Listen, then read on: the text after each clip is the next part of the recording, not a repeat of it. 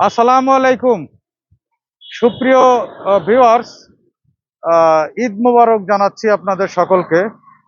এখন যেই জিনিসটা আপনাদের দেখাচ্ছি, আসলে এই জিনিসটা আমাদের সমাজের জন্য খুবই একটা খারাপ ব্যাপার হয়ে যাচ্ছে, সেইটাই আপনাদের দেখানোর চেষ্টা করতেছি। কেউ আজকের আমার এই ভিডিওটাকে পার্সোনালি নেবেন না। এই ছেলেটার নাম মুস্তাকিম এবং ছেলেটা আন্ডার এজ। তার বাবার নাম রেজাউল, বাড়ি দোফাবিলা, সদর থানার ভিতরে দোফাবিলা। তার বাবা একজন প্রবাসী এবং এইরকম বেশ কিছু কেস আমরা এর মধ্যে পাচ্ছি যে অধিকাংশই যে আন্ডার এজ এরকম নতুন মোটরসাইকেল কিনে দেয়, যেই কেসগুলো অধিকাংশই বিশেষ করে প্রবাসীদের ছেলেরা, এবং তারা তাদের এই দেশে তাদের মাকে জিম্মি করে ফেলে এবং ওই প্রবাসী বাবা তখন বাধ্য হয় ছেলেকে মোটরসাইকেল কিনে দেওয়ার জন্য। এই মোস্তাকিমের ব্যাপারটাও তাই, এবং এরকম ঘটনা আমরা আরো অনেক দেখেছি বা আমরা মোটরসাইকেল আটক করেছি, বাট সব বিষয় আসলে ভিডিওতে আমরা দেখাতে পারি না বা দেখানো সম্ভব না বা দেখানো ঠিক না। তো আসলে আপনাদের সকলের সচেতনতার জন্য আজকে এই মুস্তাকিমের ভিডিওটা আমরা আপনাদের দেখালাম। সে, তার বাবা বিদেশে থাকেন, তিনিও এখান থেকে টাকা পাঠাইছেন এবং তার চাচা থেকেই মোটরসাইকেলটাকে নিয়ে দিয়েছেন, এবং ছেলেটা আন্ডার এজ।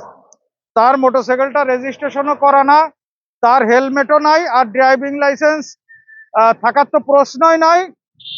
আর তাহলে কিভাবে সে গাড়ি চালায়? আপনাদের সুপ্রিয় অভিভাবক বিন্দু, ঝিনাইদহের অভিভাবক বিন্দু, সমস্ত বাংলাদেশের অভিভাবক বিন্দু, আপনাদের সকলের প্রতি স্বনির্বন্ধ অনুরোধ যে নিজের হাতে এরকম আন্ডার এজ একটা ছেলে, তাদের জীবনটাকে নষ্ট করবেন না। তাদের আপনারা কাউন্সিলিং দেন।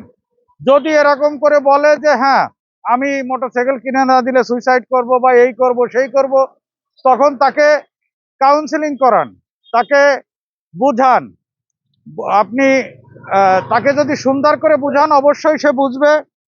যাই হোক, এই বিষয়টা কেউ কোনোভাবেই দয়া করে পার্সোনালি নেবেন না।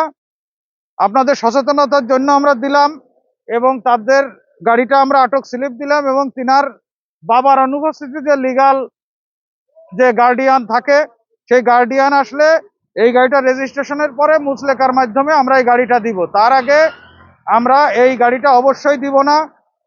সুপ্রিয় ভিউয়ার্স, ধন্যবাদ। ট্রাফিক আইন ও সাইন মেনে চলুন, নিরাপদ সড়ক গড়ে তুলুন। আপনার অপ্রাপ্তবয়স্ক ছেলের হাতে অবশ্যই মোটরসাইকেল বা কোনো প্রকারের যানবাহন দিবেন না। আসসালামু আলাইকুম।